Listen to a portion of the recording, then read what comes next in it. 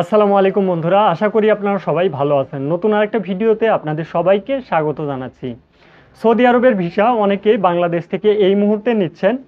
সেই ভিসাগুলো আপনাদেরকে বলা হচ্ছে ডাইরেক্ট কোম্পানির ভিসা। সৌদি আরবে আপনারা আসতেছেন, আসার পর দেখতেছেন সেই কোম্পানির ভিসাটা হচ্ছে না। আবার অনেককে বলা হচ্ছে ডাইরেক্ট কোম্পানির ভিসা, যে কোম্পানির নাম বলা হচ্ছে সৌদি আরবে আসার পর ওই কোম্পানিতে আপনারা কাজ করতেছেন। তো এই যে এই বিষয়গুলো, এখন আপনি যে ওই কোম্পানিতে কাজ করতেছেন, আপনি কি ডাইরেক্ট ওই কোম্পানিতেই আসলেন? তা কিন্তু না। আপনাকে অবশ্যই বাংলাদেশে থাকা অবস্থায় আপনার ভিসার অনলাইন মুফাটা চেক করতে হবে। আর এই অনলাইন মুফা কিভাবে চেক করতে হয় এই বিষয়টা আমাদের আগের ভিডিওগুলোতে আপনাদেরকে জানিয়েছি।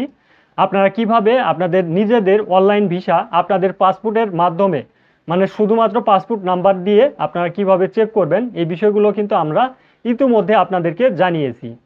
তো এই মুফাগুলোতে আপনারা দুইটা বিষয় খেয়াল করতে পারেন, সেখানে হচ্ছে আপনার স্পন্সর নেম আর একটা হচ্ছে আপনার পেশা। সৌদি আরবের স্পন্সর নেম এবং পেশাটা অত্যন্ত গুরুত্বপূর্ণ, কারণ আপনি আলমারাই কোম্পানিতে আসতেছেন। সৌদি আরবের একটা সুনামধন্য কোম্পানি হচ্ছে আলমারাই কোম্পানি। এই কোম্পানিতে আমাদের প্রবাসীরা বিভিন্ন সেক্টরগুলোতে কাজ করতেছে। যেমন কেউ ফ্যাক্টরি ওয়ার্কার হিসাবে কাজ করতেছে, কেউ গাড়ির কাজ করতেছে, মানে গাড়ি চালানোর কাজ করতেছে, কেউ ডেলিভারির কাজ করতেছে। বিভিন্ন ধরনের পদ এখানে অবস্থানরত রয়েছে, প্রবাসীরাও কাজ করতেছে। এখন তাদের এই যে কাজ করা এবং স্যালারি মোটামুটি অনেকটাই ভালো। আলমারাই কোম্পানির কিন্তু স্যালারি, ডিউটি এবং ওভারটাইম নিয়ে মোটামুটি আপনারা বলতে পারেন অনেকটাই ভালো একটা কোম্পানি সৌদি আরবে। এই কোম্পানিতে যদি আপনি আসেন, আপনার লাইফ তো সেটেল হবেই, পাশাপাশি আপনি যত দিন ইচ্ছা কাজ করবেন। কাজ করার পর যখন আপনি একেবারে ফাইনাল এক্সিটে চলে যাবেন, তখন কিন্তু আপনাকে একটা স্যালারি, মানে এমন একটা অঙ্কের স্যালারি দেওয়া হবে যেটা আপনি কল্পনাও করতে পারবেন না। 5 বছর থাকলে 5টা স্যালারি দেওয়া হবে বেসিক স্যালারি, 10 বছর থাকলে 10টা বেসিক স্যালারি দেওয়া হবে। যেটা আমাদের বাংলাদেশের যে সেনাবাহিনী, নৌবাহিনী, বিমান বাহিনীর এবং সরকারি কর্মকর্তাদের মতোই একটা যে ভাতা বলা হয় সেটা কিন্তু আপনাদেরকে দেওয়া হয়। তো অবশ্যই এই যে এই টাকাগুলো আপনি কিন্তু পরবর্তীতে যখন কাজ শেষ করবেন তখন কিন্তু পাবেন।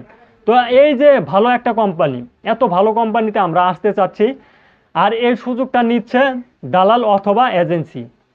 আপনারা যারা এজেন্সি ধরে সৌদি আরবে আসতেছেন, এজেন্সি আপনাদেরকে বলতেছে আলমারাই কোম্পানির কথা এবং অন্যান্য কোম্পানির কথা বলতেছে, যেটার প্রতি আপনার আকর্ষণটা একটু বেশি সেই কোম্পানির কথা কিন্তু আপনাদেরকে অনেককে বলতেছে। বলার পর ভিসাগুলো দিচ্ছে। সেই ভিসাগুলো দিয়ে যখন আপনি সৌদি আরবে আসতেছেন, দেখা যাচ্ছে যে ওই কোম্পানিতে কাজ করতেছেন কিন্তু সাপ্লাই সিস্টেমে, মানে আপনি অন্য একজনের লোক কিন্তু ওই কোম্পানিতে কাজ করতেছেন সাপ্লাই সিস্টেমে, এরকমটা হয়। অথবা আপনি একটা ভিসা নিলেন, সৌদি আরবে আসলেন, আসার পর দেখতেছেন যে একটা সাপ্লাই কোম্পানি কিংবা কফিল খুঁজে পাচ্ছেন না, এরকমটা হাজারো প্রবাসীর সাথে কিন্তু হয়ে থাকে। যাতে আপনার সাথে এ ধরনের ঘটনা না ঘটে সেজন্য আমি আপনাদেরকে সতর্ক করে বলতে চাই, আপনার পেশার পাশাপাশি যেহেতু স্পন্সর নেম যেটা আপনি কোম্পানিতে আসতেছেন সেই কোম্পানির নামটা লেখা থাকে। এখন আপনাকে অ্যাকচুয়াল যদি আলমারাই কোম্পানির ভিসায় দেওয়া হয়, তাহলে কিন্তু ওই স্পন্সর নেমের জায়গায় আলমারাই কোম্পানি লেখা থাকবে। যদি আলমারাই কোম্পানির জায়গায় অন্য কোনো কোম্পানি কিংবা অন্য কোনো নাম লেখা থাকে, আপনি ভুলেও ভাববেন না যে আপনি ডাইরেক্ট কোনো আলমারাই কোম্পানিতে আসতেছেন। এটা হচ্ছে গুরুত্বপূর্ণ একটা বিষয়। মানে আপনি যে কোম্পানিতে আসবেন সেই কোম্পানির নাম হুবহু স্পন্সর নেমে থাকতে হবে। এটা হচ্ছে একটা বিষয়। আরেকটা বিষয় হচ্ছে আপনি কোন পেশাতে সৌদি আরবে আসতেছেন, আদৌ কি সেই পেশার কাজ আপনি জানেন, সেই বিষয়টা কিন্তু আপনাকে জানতে হবে। এখন এই পেশাটার উপর গুরুত্ব এই জন্য দিতে হবে, যদি আপনি সেলসম্যান হিসাবে আসেন, আসার পর ইলেকট্রিকের কাজ যদি করেন, আপনাকে পুলিশ আটক করে দেশে পাঠিয়ে দিতে পারবে 1 মিনিটের মধ্যেই। এখন এই যে 4-5 লাখ টাকা খরচ করে শুধুমাত্র আমাদের বাংলাদেশি প্রবাসীরাই কিন্তু সৌদি আরবে আসেন। অন্য কোনো দেশের প্রবাসীরা এত টাকা খরচ করে মধ্যপ্রাচ্যের দেশ সৌদি আরবে কেউ আসবেন না।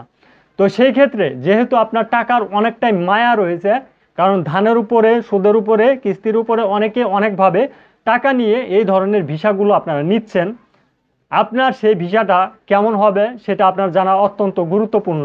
এবং আপনি সেই ভিসাতে কতদিন কাজ করতে পারবেন সেটাও কিন্তু আপনার দেখাটা অত্যন্ত গুরুত্বপূর্ণ।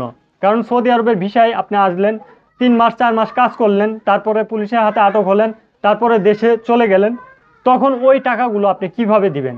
তখন কিন্তু একটা মহাসাগরে পড়ে যাবেন আপনি। আপনাকে উদ্ধার করার মতো কোনো লোক থাকবে না। তো সেই ক্ষেত্রে আমি আপনাদেরকে বলতেছি, একটা ভিসা ভালোভাবে যাচাই বাছাই করা ছাড়া কোনোভাবেই সিদ্ধান্ত নেওয়ার চেষ্টা করবেন না যে আপনি সেই ভিসাতে সৌদি আরবে আসবেন। এখন এই যে মুফা হওয়ার আগে আপনারা অনেক এজেন্সিকে বিশ্বাস করে ফেলেন, অনেক অনেক দালালকে বিশ্বাস করে ফেলেন। মুফা হওয়ার আগে কোনো প্রকার অর্থ প্রদান করার চেষ্টা করবেন না। আমি হাজারো এজেন্সি ঘুরেছি, ঘুরে ঘুরে দেখেছি অনেক এজেন্সি যেগুলোর মনের মধ্যে কোনো দুর্বলতা নেই, তারা কিন্তু টাকা ছাড়াই মুফা করে ফেলে। আবার যাদের মনের ভিতরে অনেকটাই দুর্বলতা রয়েছে যে আপনাকে একটা ডুপ্লিকেট ভিসা দিবে, সেই ক্ষেত্রে তারা কিন্তু আগে আপনার কাছ থেকে টাকাগুলো নিবে। 50,000 বলেন, 1 লাখ বলেন, সেই টাকাগুলো আপনার কাছ থেকে আগে অগ্রিম নিয়ে রাখবে। কারণ টাকা যখন আপনি সেই এজেন্সিকে কিংবা দালালকে দিলেন, তখন কিন্তু তার কাছে আপনি বন্দী হয়ে থাকলেন।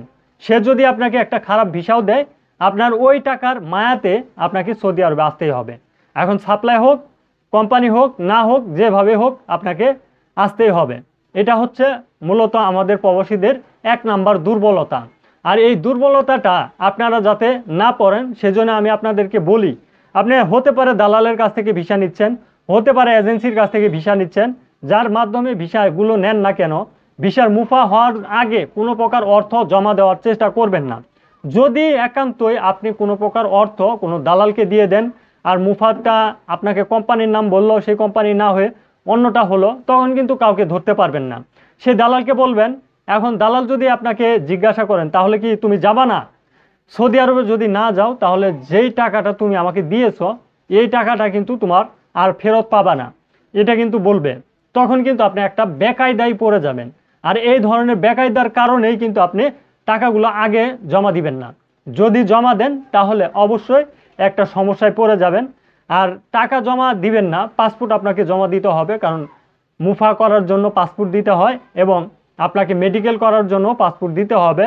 পাসপোর্ট দিলে তো সমস্যা নেই, একটা পাসপোর্ট আপনি দিনের ভিতরে কিন্তু হাতে পেয়ে যাবেন। নতুন একটা পাসপোর্ট হারিয়ে গেছে, সেই তথ্যটা দিয়ে আপনি কিন্তু নতুনভাবে পাসপোর্টটা পেয়ে যাবেন। কিন্তু আপনি এই যে বড় ধরনের যে ধোঁকাগুলো, 50,000, 1 লাখ, অনেকে এর চাইতেও বেশি টাকা অগ্রিম জমা দেন ভিসাটা তাড়াতাড়ি হওয়ার জন্য, এই ভুলটা কোনোভাবেই করার চেষ্টা করবেন না।